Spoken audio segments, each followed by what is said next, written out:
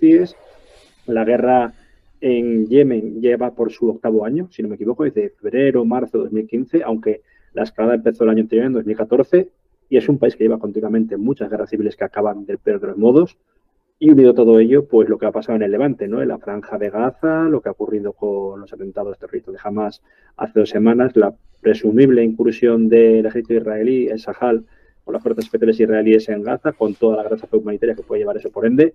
Pero también tenemos otra catástrofe humanitaria de la que se habla poco, es la de Yemen, en la que ha habido aproximadamente ya 1 millón de desplazados, y es un país que se habla mucho de que se está en manos de los hutíes y en manos de un movimiento, digamos, que está financiado por Arabia Saudí, con el antiguo presidente ya dimitido, Abdel Mansur Hadi, pero es un país que está dividido en 4 partes. Una controlada por los hutíes, principalmente la capital, Sanaa; otra parte al sur controlada por un antiguo movimiento nacionalista y de corte marxista, cuando fue el único estado marxista de todo el Golfo Arábigo, como era Yemen del Sur, hubo una partición del país hasta el año 90-91 que se unificó. Otra parte controlada por milicias afines de Al-Qaeda y otra ya más mínima, pero que sigue siendo igual de importante en cuanto a la escalada violenta, como es la rama local de Daesh, ¿no? Del mal llamado Estado Islámico. Entonces es un país complejo, como tú has dicho, es un cruce, un crisol de paso de culturas, ya desde la época de la ruta del incienso, pero que ahora mismo es un descenso al infierno realmente. Yo creo que debe ser uno de los países más violentos de la zona, sin contar la intraguerra civil de Etiopía o también la guerra civil de Somalia, ¿no? Pues tenemos este lugar del mundo muy desconocido, que para muchos casi lo que nos suena es estos rascacielos de adobe que jalonan muchas de las ciudades de yemeníes, que para mí son una de las más bonitas que sí que ves en documentales un poco de países árabes, estas casas que llaman mucho la atención y que por desgracia pues sufrirán esta guerra como sufre el resto del país, ¿no?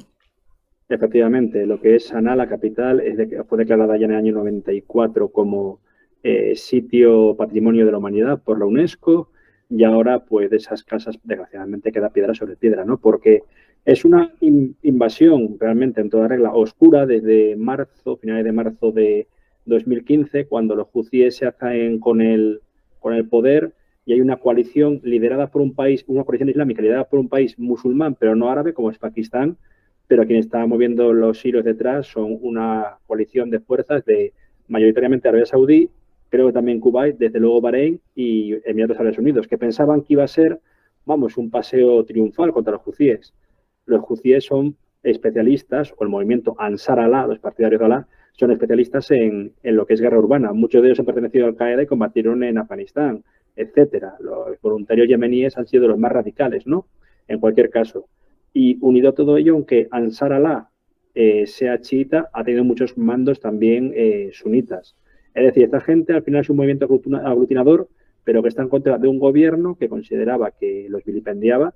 Es decir, porque 100% de Yemen es musulmán, pero debemos ver las cifras demográficas en las que un 51% aproximadamente son sunitas y un 49% chiitas, encima de un chiismo diferente al de Irán, por ejemplo, aunque sea su principal financiero. Irán es duodecimano, los hutíes son chiitas quintimanos, es decir, siguen solo los 5 primeros imanes del Islam.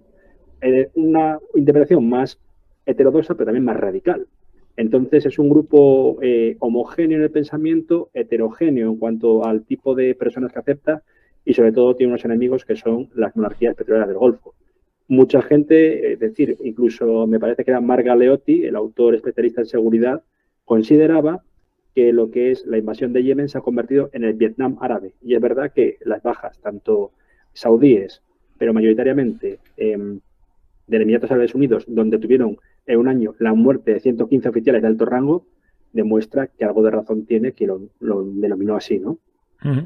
Pues vamos a ver cómo llegamos a este laberinto, ¿no? Es decir, estos países se configuran muchos de ellos tras la caída del Imperio Otomano, pero eso que yo tengo recuerdo, Yemen tampoco estaba directamente controlado, o era un protectorado del Era un protectorado, no era realmente un vilaya o una wilaya, una vilayet, una provincia del Imperio Otomano, como podía ser Siria, que Siria tenemos que hablar de la Gran Siria, ¿no? Que también englobaba al Líbano, a parte de Palestina, Israel, lo que es hoy Jordania, anteriormente Transjordania. No, esta era una provincia que sí tenía, creo que era un imán, un sultán nominalmente vinculado al Imperio Otomano, pero como pasaba también en Egipto, eran autónomos, ¿no? En este caso era el imán Yahya, y tenía realmente un sultanato, el sultanato de Yemen, si no me equivoco la denominación, o el Emirato de Yemen, que sobrevive hasta que hay la emergencia de Adén, en la que tropas británicas se retiran y asimismo, de facto, ocurre una partición del país. El norte, más conservador, vinculado a Arabia Saudí, etcétera,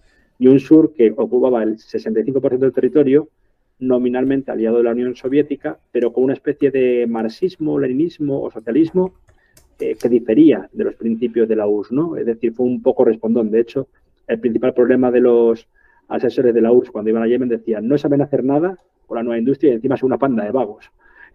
Era un poco, cuanto menos, complicado. Pero quitando todo eso, fue un país que tuvo, que mientras que el norte tenía, por ejemplo, índices de desarrollo humano muy bajos, en el caso del sur, avanzaron poco a poco, se primó la secularización, la educación de las personas, de un modo dogmático, lógicamente, pero sobre todo había un intercambio junto con estudiantes etíopes hacia países de la esfera hispanoparlante. Muchos estudiaron en Cuba. Y hoy, a día de hoy, hay muchos yemenitas que te hablan con un deje cubano porque estudian en La Habana. Pero bueno, yo viendo cómo está esto, casi mejor que tengan ese deje cubano que deje iraní. Pues tenemos este país que va cayendo en una guerra civil, ¿no? Que es la guerra civil del Yemen, que se consolida con la victoria de algún bando y se unifica al principio. Y después viene otra guerra que es la de los hutis, ¿no? Exactamente. Es que realmente ya desde la partición, incluso posteriormente, Arabia... El famoso Yemen del Norte y Yemen del Sur. Exactamente, Yemen del Norte y Yemen del Sur, perdón, pero el Yemen del Norte estaba financiado o se sostenía por las monarquías petroleras del Golfo. Es decir, estaba tanto Arabia Saudí, Kuwait hasta cierto punto, los Emiratos, Qatar no tenía el poder en aquella época, que podemos decir, o sea, que son estos tres países, ¿no? Emiratos, Kuwait, que fue gran financiero dentro de CABE durante los 80 para contener a Irán y a movimientos izquierdistas, y sobre todo Arabia Saudí con de aquella ya el rey Fahd, creo que estaba, o Faisal, no recuerdo bien. Lo que sí puedo decir es que este Yemen norte y sur pues siempre planteaban lo que era la unificación. ¿De qué modo? No se hablaba de una unificación como iba a ser posteriormente la alemana, no se hablaba de una unificación tipo la que podía ser de Corea.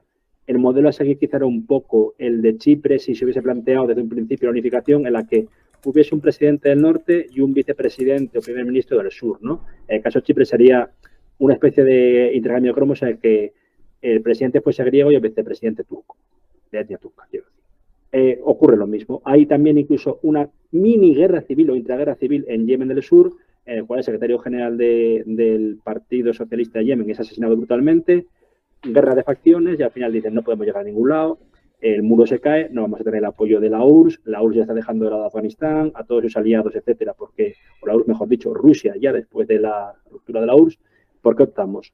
Año 90, dicen hay una unificación. Y curiosamente, el que sale victorioso para la unificación es el líder ya del año 79, de Yemen del Norte, Ali Abdullah Saleh, que se mantiene hasta el año 2011. O sea, y anteriormente, es decir, estuvo realmente pues 32 años en el poder. De lo que es Yemen del Sur, quedaría el vicepresidente Ali Mamluk, que opta por un cargo no nominalmente menor, pero sí dice para evitar la guerra, etcétera. ¿Qué es lo primero que ocurre? Ali Abdullah Saleh mete la pata.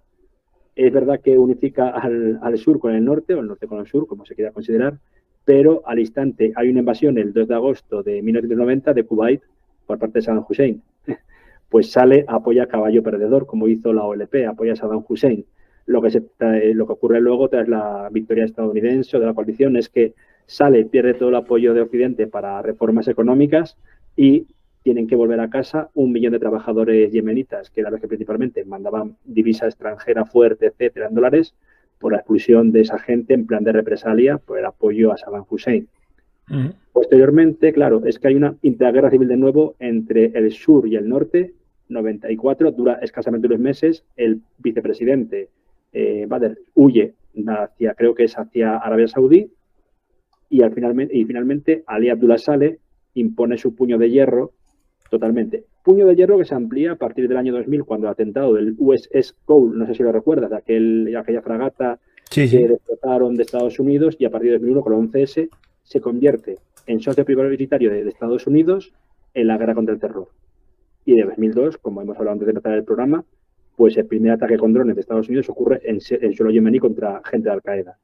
Y antes de llegar a lo que es 2011, 2014, pues indicarte eso, que es un país que ha sufrido varias guerras civiles, pero siempre con un elemento unificador, que es Ali Abdullah Saleh, para bien o para mal.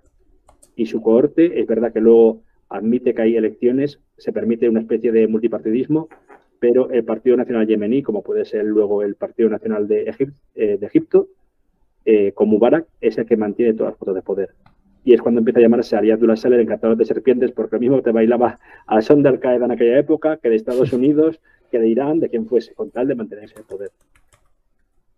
Y por último decir efectivamente que en 2011 ocurre lo que se denominó Primavera Árabe.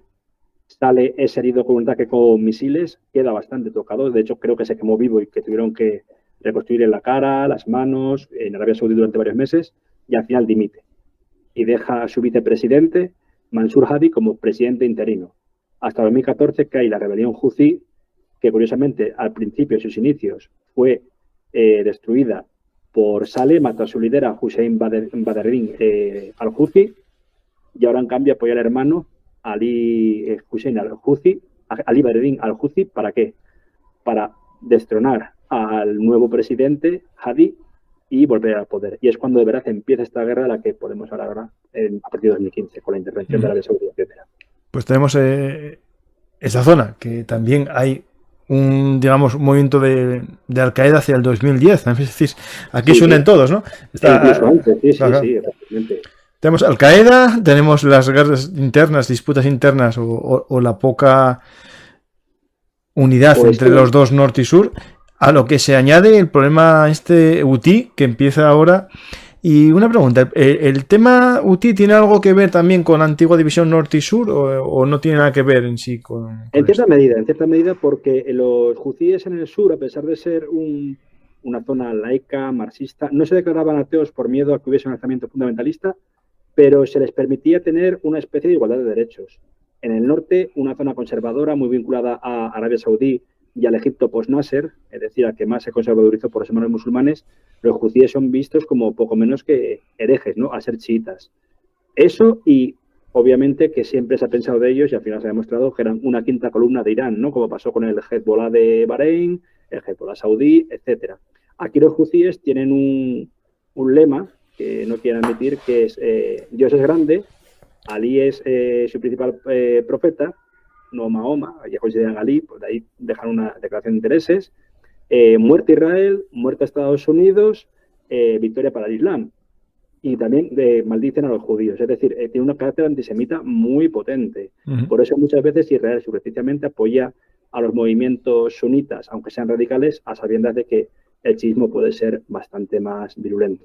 Sí, pero digamos que los chiitas tienen un mayor antisemitismo, antisionismo casi que los suníes. Es decir, es algo que es extraño porque en Irán hay una minoría judía, que si no recuerdo mal. 200.000 judíos. Claro, es decir, son 200.000 judíos, que es la comunidad hebrea más grande después del Estado de Israel. Pero ¿qué pasa? Para sobrevivir tienen que aceptar los principios de la República Islámica. Es verdad que hasta tienen 2 representantes en el Parlamento, en el Majlis, pero ya no es antisemitismo de lo que es la sociedad iraní, que puede haberlo, pero sobre todo es el antisemitismo presente en el velayato, ¿no? La ideología que impone Khomeini, el velayat de Faqih, que significa el Consejo de Jurisprudencia de los imanes o de los ayatolas, y que intentan expandirlo, como hablamos otro día, esa media luna creciente del chiismo, ¿no? Desde Irán hasta Siria, pasando por Yemen, pasando por Irak, etcétera. Muy violentos en sus declaraciones, tienen también un antisionismo muy marcado, y sobre todo también antisunismo. Odian a las... Quieren hacer una limpieza étnica realmente de sunitas.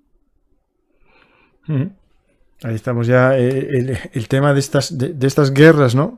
Que son guerras de un odio, digamos, superior a lo que podría ser un concepto de una guerra civil en la que tú vences y gobiernas y puedes hacer una limpieza de los líderes o lo que sea, sino que buscan en muchas guerras de estas civiles en los países árabes, con el componente religioso es la eliminación completa, no es la conversión, porque no. La eliminación no. Es bueno, creo que era Gilles Kepel el que tenía un libro que se llama Fitna guerra en el corazón del Islam, que esto se halla desde la muerte del profeta, cuando se divide el mundo musulmán entre sunitas, partidarios de la sunna, de lo que es la tradición, y luego los chiitas, que son los partidarios del imán Ali, de Puesto y de Hussein, que luego huyen a Irán, y que por eso Irán se convierte en el primer país puramente chiita del mundo, ¿no? Pero sí, tenemos estas guerras proxy, tenemos estos odios ancestrales, y se ha visto también en Irak. Lo hablamos otro día. Bagdad pasó de ser una ciudad de 2 millones de habitantes, en la que mitad era 50% chiita, 50% sunita, ahora de ser un 90% chiita y un 10% sunita.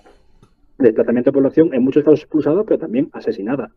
Los hutíes, pues como hemos hablado anteriormente, también optan no por limpieza étnica, pero sí, pues aquí sí que hay conversiones forzosas, aceptación de los principios del velayato, y sobre todo y ante todo, pues tienen entre sus héroes a la gente de Hezbollah. Eso es su ejemplo a seguir, lo han dicho.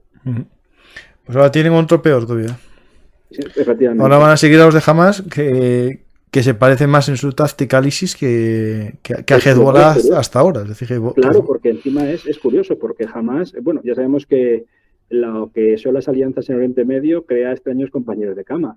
Hamas es árabe y sunita, Hezbollah también es árabe, pero chiita y vinculado a Irán, que es un país perséfono, no árabe, quiero decir, y en cambio los hutíes aceptan todo lo que les llegue con tal de acabar con todo lo que es el orden establecido pues por la dinastía Saleh, ¿no? También se llegó a decir, yo pude leer la fuente, parece que es verificada, que en este intento de antiimperialismo y demás, Corea del Norte dio cohetes Grad a los hutíes, y que hubo especialistas de la Guardia Republicana Siria entrenando a los hutíes. ¿Por qué? Ese eje victorioso Irán, Siria, Hezbollah, pues también tiene su presencia proxy en Yemen. Y por ejemplo, aquí, te interrumpo, pero Al-Qaeda, ¿qué papel tiene aquí contra los hutíes o con los hutíes? Al-Qaeda ha luchado contra los hutíes. Claro, tiene que luchar contra ellos, claro, es que otra opción no lo veo. Es verdad que el odio a Saleh es superior, porque encima Saleh nunca supe realmente si era sunita, si era chiita, taibí, nunca se supo porque nunca lo mostraba y se atacaba a cada uno. Al-Qaeda realmente, pues los principales combatientes, de hecho el propio Bin Laden era de padre yemenita.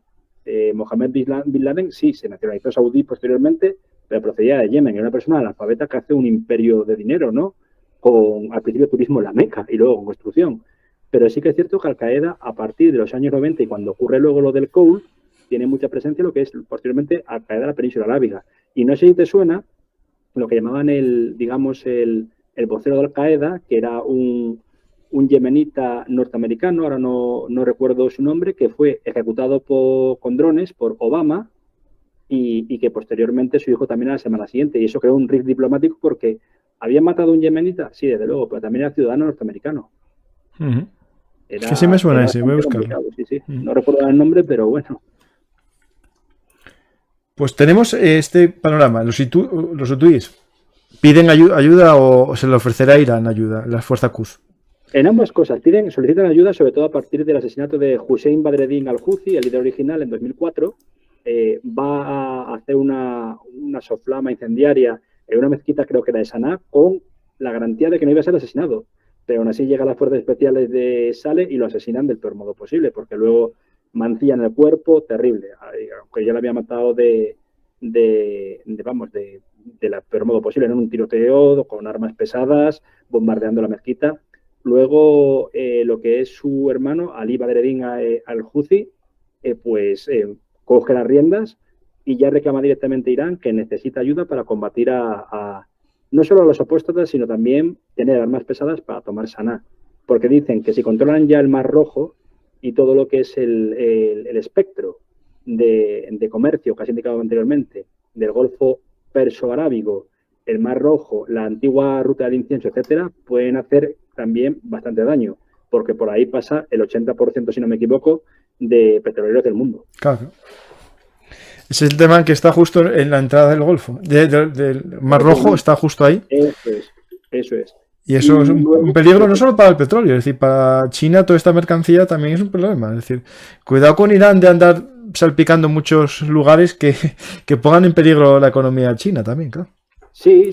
Y aparte que dentro de cabe, Yemen, mientras hubo la reconstrucción por parte de del país durante tanto el primer gobierno, creo que fue, o la segunda parte del gobierno de Bush, hijo, como de Obama, China, para hacer el contrapeso, le invirtió bastante en el puerto de Aden, en todas infraestructuras, etcétera. Incluso llegó a entrenar relativamente con misiles tierra-aire estilo Stinger, pues por parte de gente del Ejército Popular, a las milicias o a la propia guardia del Yemen. ¿Y cuándo comienza Arabia Saudí a preocuparse bastante con el tema este y crea esa famosa especie de legión árabe o voluntarios árabes? Pues a partir del año 2014, ¿no? Tenemos el año 2014 como momento culmen en el cual, pues lo que ocurre, primero de todo, sabemos lo que es ese rift geopolítico de creo que es finales de junio, principio de julio, en el cual un señor llamado Abu Bakr al-Baghdadi proclama el califato, ¿no? Global. Luego, las primeras decapitaciones de rehenes de estadounidenses, occidentales, también creo que hubo un par de japoneses, no recuerdo bien.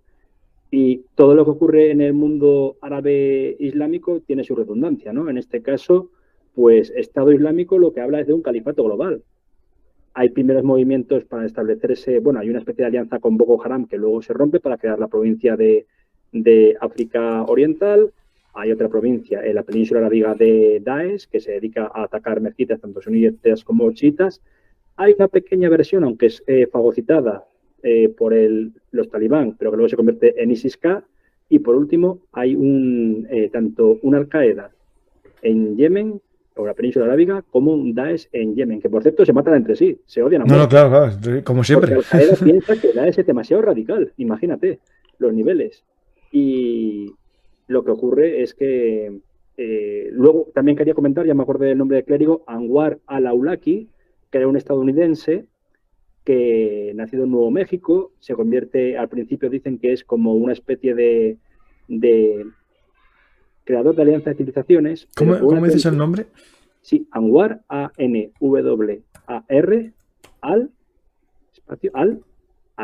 Awlaki, A-W-L-A-K-I. A-W-L-A-K de kilo I. Y esa persona es nacido en Nuevo México, si no me equivoco, es un clérigo de origen yemení que en un principio está hasta la nómina del FBI y intenta hacer una alianza de civilizaciones. De hecho, es muy crítico con la 11S, pero a raíz de una detención que parece ser que le pillaron unas prostitutas, o se ha dicho, dice que fue una especie de trampa del FBI, vuelve a Yemen y empieza a hacer discursos incendiarios. Discursos que hacen que Al-Qaeda le tomen nómina. Y al final, creo que fue septiembre-octubre de 2011, es asesinado con un ataque de drones de Estados Unidos, con el problema de que han matado a uno de sus propios ciudadanos. Claro. Y, de todas formas, el legado de Awlaki persiste con esta Al-Qaeda de la península arábiga, que es una de las más violentas, pero también con Estado Islámico. Y Estado Islámico, en lo que es Yemen, llega a tomar parte de Saná y utilizar siempre, en 2014, su mensaje. Expandirse, pero también decapitaciones, encuentran a varios chiitas, los queman vivos, a otros los sumergen para ahogarles en una jaula, algo horrible, torturas. Y en aquellos instantes también los judíos dicen, es nuestro momento de que el gobierno central está fijándose más en Al-Qaeda y similares que en la zona del norte, podemos atacar. Atacan y quedan a las puertas de Saná. Eso a finales de 2014, pero ya en 2015 la ofensiva de febrero hacen que Hadi, el presidente, tenga que huir a Arabia Saudí. En aquellos instantes pues se une una coalición que realmente y nominalmente el líder, no sé si te acuerdas de Mohammed bin Salman, el que ahora es el presidente de Arabia Saudí, el farruquito de Arabia Saudí, como dice un amigo mío, por las pintas, pero una persona muy peligrosa que ha llegado supuestamente o realmente a descuartizar y asesinar y descuartizar a un periodista disidente como era Jamal Khashoggi, pues dice, tenemos que hacer una internacional islamista para atacar lo que es Yemen y librarnos de los hutíes. Dice, no podemos dar el cante de que somos los saudíes los que atacamos primero, sino que vamos a poner a un país muy poblado de quedó musulmán que no tenga que ser árabe, como es Pakistán, para poder atacar toda esta zona y hacernos con la capital. Les sale el tiro por la culata porque ha pasado lo de siempre, lo que incluso pasa con la actual guerra de Ucrania, que tantas veces hemos hablado. Superioridad aérea no garantiza que en el combate puerta a puerta y urbano se pueda ganar. Y ya pues no ocurrió lo que fue la masacre de Grozny de Navidades del 94, pero sí que es cierto que la primera columna que entraba era de emiratíes y en menos de algo así como media hora, pues si no me equivoco, perdieron 115, 120 efectivos. Claro, lo más importante de todo esto es que lo que es la supuesta superioridad de Arabia Saudí con todo el dinero que invirtió de su PIB para defensa y similares y hardware o más cosas queda en agua de borrajas. También con el añadido de una polémica que llega a partir de 2016, que creo conocerás, que es que muchos del hardware o mucho del hardware que procede para Arabia Saudí procede de la Unión Europea y la Unión Europea nunca puede vender armamento que pueda ser utilizado para ataques bélicos que conlleven muerte de población civil. Aquí en Yemen se ha violado. A ver, eso es como un poco...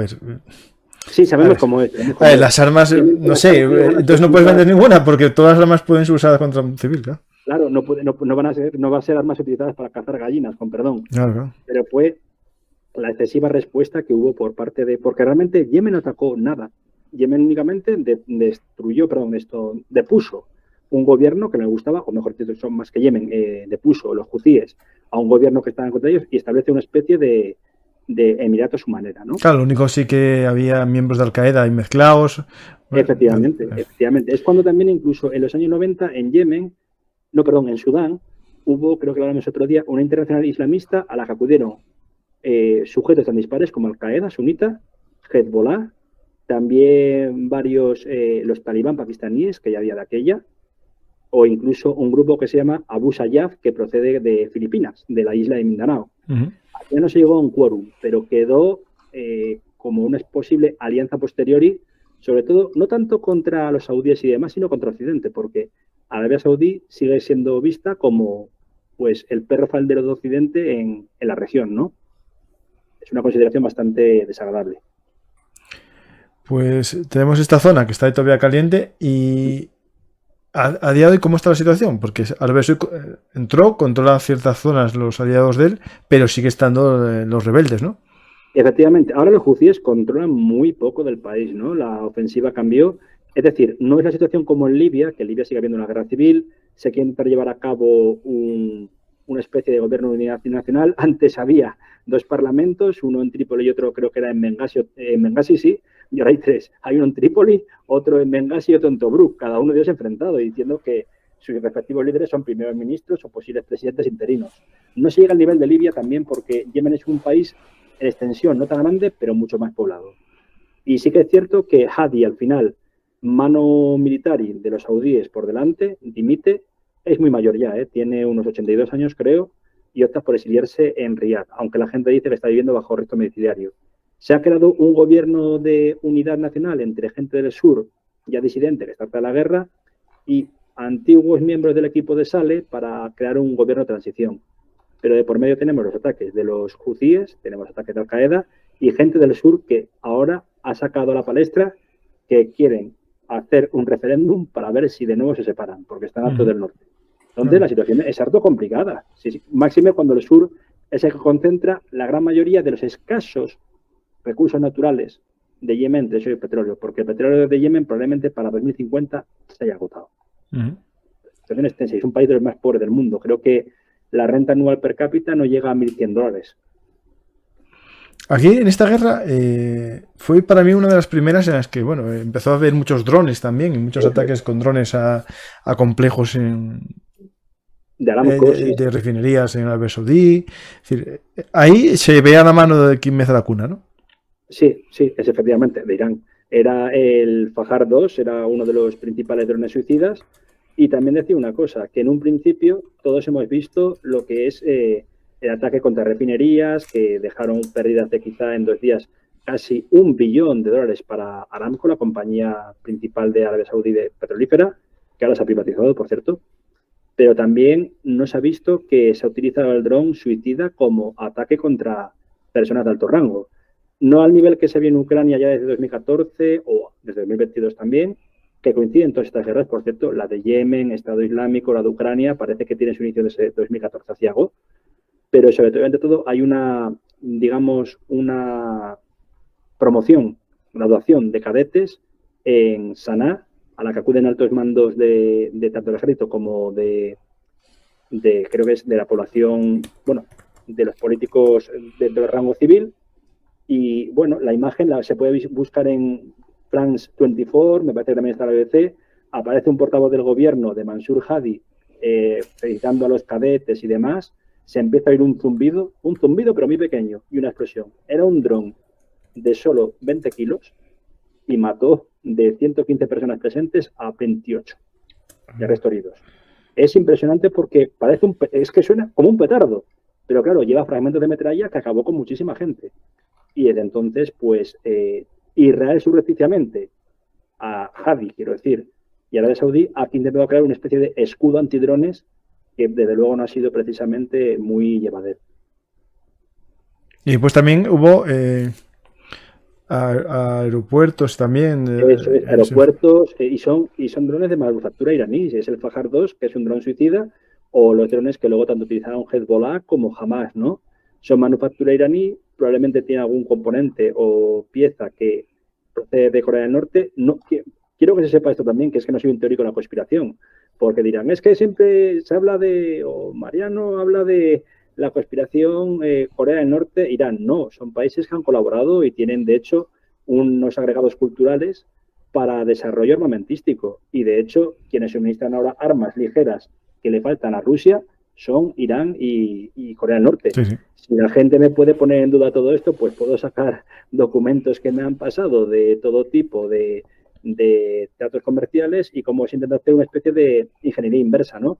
Se envían microchips que supuestamente son para ordenadores y al final acaban siendo de guiado para drones que se manufacturan en Irán. Bueno, eso, los primeros en hacerlo fue el KGB cuando compraba máquinas de rayos X y escáner para hacer los sistemas que iban a la Luna porque no tenían chips. Claro. Efectivamente, eso es. Entonces, a la Luna, bueno, no, los que querían ir.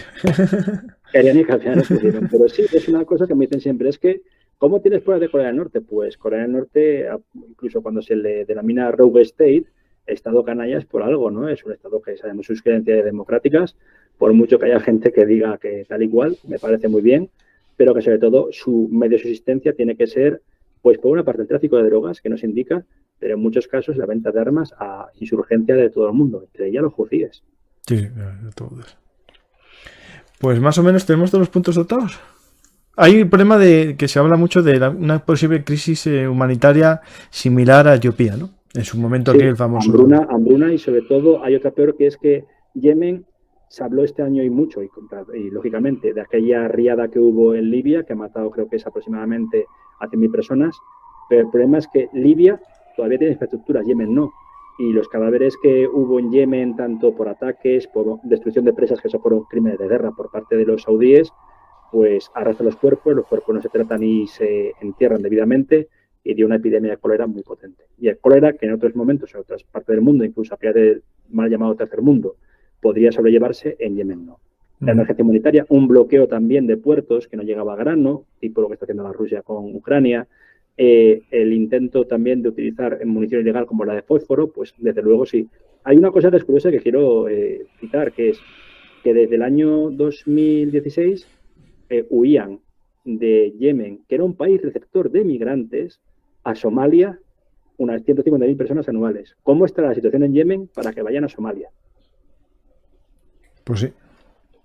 Cosa que a mí me impresionó mucho. Y de hecho hay muchos yemeníes o hay también en Siria combatiendo como milicianos, como mercenarios. Exactamente, ¿no? Los que son de corte chiita combaten a favor de Assad, lógicamente. Lo que hablamos otro día también de Tabakuli, ¿no? Hazara, en el caso, que era el caso afgano, pero también yemenitas. Y también hay gente de Yemen vinculada a Al-Qaeda, pues en grupos como Ahrar al-Sham, que ahora ya es eminentemente sirio, quiero decir, las nacionalidades que hay presentes, es un grupo monoétnico, pero otros como es el Frente Nusra, ahora llamado Tahrir al-Sham, acepta a todo aquel que combata a Assad, entre ellos yemenitas. Pues podemos ir, si quieres, a las preguntas ya, más o menos. Cuando quieras, sí. Una cosa que recomiendo a la gente que lo quiera ver, tengo un programa sobre el fin del Imperio Otomano, con Carlos Caballero Jurado, porque yo creo que es esencial para entender todo lo que está pasando en Oriente, ¿no? Es decir, si Sí, no, si me permitía decir también, aparte que vi ese programa y me encantó, porque mucho lo que dices es lo de la mala partición del enfermo anciano de Europa, el Imperio Otomano, pero hay 3 puntos, y no sé si te mandé un audio que había hecho hace tiempo y habíamos hablado, que para mí son fundamentales, que es ese proxy Irán-Arabia Saudí, seguido también de las fronteras envenenadas por Sykes-Picot. Sí, sí. Sykes-Picot, Que en una tarde solucionó el problema, como dijo él. Y que seguimos teniendo 100 años después, 106 años después, el problema presente. Claro, porque estamos hablando, la gente habla de países, pero realmente esto no eran nunca países, sino clanes, tribus. Acefalías, y al final se convierte a escuadra y cartabón mediante, pues, por ejemplo, Deir al-Zor, una parte de, bueno, es una parte de hoy, de una provincia de Siria que pertenecía a Irak. Y Tikrit, de donde es ahora Saddam Hussein, por parte contraria pertenecía a Siria. Claro, la mayor parte del territorio, desde el 1500, es casi otomano y no existió previamente ninguna configuración previa de un estado similar a los mapas moderno, que vemos ahora. Claro, sí. Lo que definimos nosotros como Estado-nación, pues se crea tardíamente y mal en todos los países de la antigua Arabia Félix, pues a partir de la caída del Imperio Otomano. Mucha razón. ¿No? Pero muchas, por ejemplo, donadas a uno que, sí. ¿Cómo era este? Abdullah, que iba a ser rey de Arabia Saudí, pero como le quitan del poder, le dan en contraprestación Jordania, ¿no? La Transjordania. Al sobrino Irak malamente. Pero la Transjordania que se la quitan a la Jordania, que sería Palestina. Palestina, exactamente. Que todo realmente, es decir, no. Era la gran Siria, ¿no? La gran Siria que llevaba también, como dijimos antes, el Líbano, el actual Israel, Palestina histórica, Jordania, Transjordania, y hasta yo creo que llega a parte de lo que es el actual Kuwait. Entonces, ese dividir y vencerá se ha hecho muchísimo daño. Y también lo ha hecho en Yemen, pues, por ejemplo, cuando la división norte y sur, un sur de aquella época apoyado por Nasser y el norte por las energías petroleras. ¿Por qué? Pues para evitar ese mundo bipolar que estábamos viviendo pues hasta 1991-92. Sí, pues tenemos este mundo tan complejo, la verdad, que cuando haces en una tarde los deberes, como dijo el funcionario de turno británico, pues vamos a las preguntas, que hay algunas que más o menos ya... Esta guerra no es la olvidado Occidente y a la vez muy importante para el control del petróleo y del radicalismo islámico. Pues sí a todo. Pues no, y sobre todo para contener el radicalismo islámico, pues muy fácil, porque durante muchos años Ali Abdullah Saleh, que por cierto se me olvidó añadir que a última hora que al final, mira una vez más, intenta traicionar a los hutíes que se había unido a ellos y de la que sale nada más aterrizar de un vuelo en helicóptero en Sanaa, le vuela la cabeza, literalmente, un tiro, en diciembre de 2017, ¿no? Pues se intenta contener el radicalismo islámico muy tardíamente cuando da dinero a Estados Unidos, mediante, porque Yemen fue un sitio de tránsito para Afganistán y también para muchísimas de los combatientes que iban a Irak en 2003, hasta que ya... Esto de la guerra desconocida es que es un tema, es decir, ¿qué hace Occidente? ¿Se mete en otra guerra para que vuelva a aparecer el problema una vez que se marchan? Porque el problema que estamos viendo es que estos países, cuando queremos pacificarlos y llevar el concepto de democracia no funciona. No funciona, no, es porque, que es decir, no hace la democracia de la occidental, no, es que nos empeñamos en llevar la democracia y primero